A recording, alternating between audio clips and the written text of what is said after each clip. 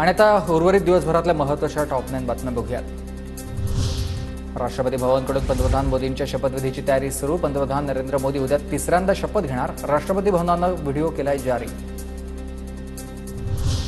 नीट सामायिक प्रवेश परीक्षेचा निकाल जाहीर होताच देशभर वाद। 67 विद्यार्थ्यांना पैकीच्या पैकी गुण।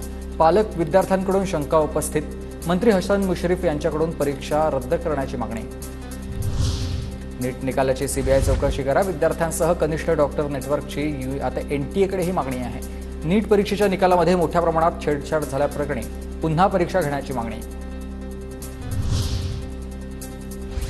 नीट परीक्षेमध्ये कुठलाही घोळ नाही। परीक्षा पारदर्शकपणे पूर्ण झाली। नॅशनल टेस्टिंग एजन्सीने आरोप फेटाळलेले आहेत। फक्त 1600 मुलं आणि 6 केंद्रांवर हे प्रकरण घडल्याचं स्पष्टीकरण। शिक्षक पदवीधर निवडणूक मतदान वेळेत वाढ। 26 जूनला आता सकाळी 7 ते संध्याकाळी 6 वाजेपर्यंत होणार मतदान। 7 जूनपर्यंत उमेदवारी अर्ज दाखल करण्याची मुदत।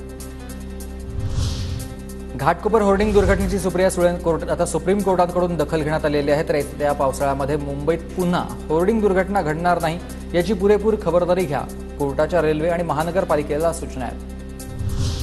सिंधुदुर्गातील 3 विधानसभा मतदारसंघातून नारायण राणेंना सर्वाधिक मतं। 3 विधानसभांमधून राणेंना 55% जास्त तर कणकवलीतून 61% मतं। पंकजा मुंडेंबद्दल आक्षेपार्ह विधान केल्याप्रकरणी शिरूर कासार शहरात तणाव। पंकजा मुंडेंच्या समर्थकांची रस्त्यावर उतरून घोषणाबाजी। शिरूर बंदची हाक। विशाल अग्रवालच्या महाबळेश्वरमधील क्लबवर हातोडा। विशाल अग्रवालच्या अनधिकृत एमपीजी क्लबवर कारवाई। विशाल अग्रवालला जिल्हाधिकाऱ्यांचा दणका।